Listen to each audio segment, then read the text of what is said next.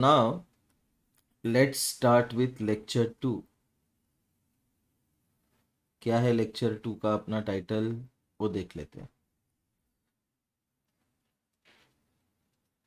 तो सपोज इस लेक्चर को हम फोर्स क्या है ये डिस्कस करने वाले हैं। What is force? तो फोर्स क्या होता है? Basically force is something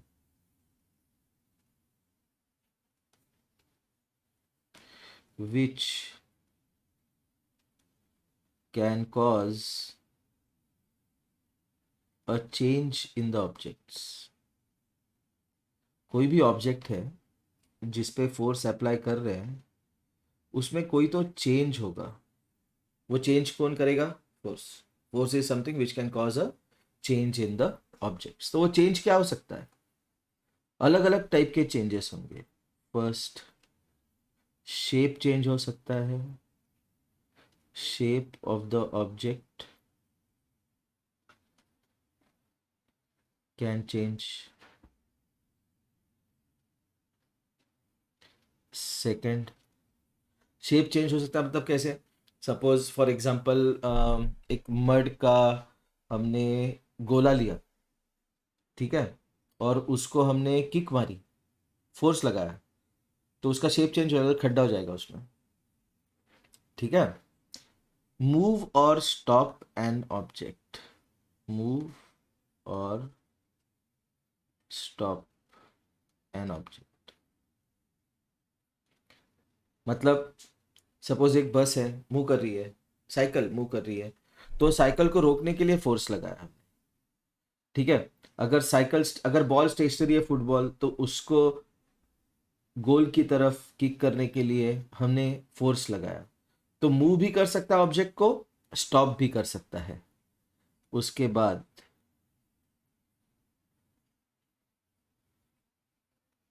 change the direction of a moving object. अभी इसका एग्जाम्पल क्या है आपको पता है? सपोज बॉलर है, बॉल डाल रहा है बैट की तरफ, क्रिकेट चल रहा है, तो बॉल सपोज बॉलर ऐसे डालेगा, ये बॉलर है, तो बैट्समैन यहाँ पे है, तो बॉल का इनिशियल डायरेक्शन ऐसा है। बैट्समैन बैट से हिट करेगा बॉल को, और वो बॉल बाउंड्री की तरफ जाने की कोशिश करेगा। तो इनिशियली बॉल ऐसे मूव हो रहा था, बैट्समैन ने बैट से फोर्स लगाया और उस बॉल का डायरेक्शन चेंज कर दिया। तो change the direction of a moving object. Okay. तो बिफोर वी प्रोसीड, ये लेक्चर में इतना ही सीखना है अपने को कि फोर्स क्या है, ठीक है ना। तो इसके आगे जाने से पहले हम लोग एक चीज समझ लेते हैं कि force is a vector quantity. Force कौन सा क्वांटिटी है? वेक्टर क्वांटिटी है। इसमें मैग्नीट्यूड है और इसमें डायरेक्शन भी है। ओके। तो force is a vector quantity, क्योंकि हर वेक्टर में क्या होता है? दो चीजें होती है, magnitude and direction. Okay, fine. तो फोर्स चेंज कब होगा? When will we say that a force changes. कब होगा फोर्स चेंज? जब दो चीजें है ना, तो तीन केसेस बनेंगे, मैग्नीट्यूड एंड डायरेक्शन। फोर्स के लिए दो चीजें स्पेसिफाई करनी पड़ती है, तो इसके तीन कंडीशन बनेंगे, फर्स्ट, सेकंड और थर्ड।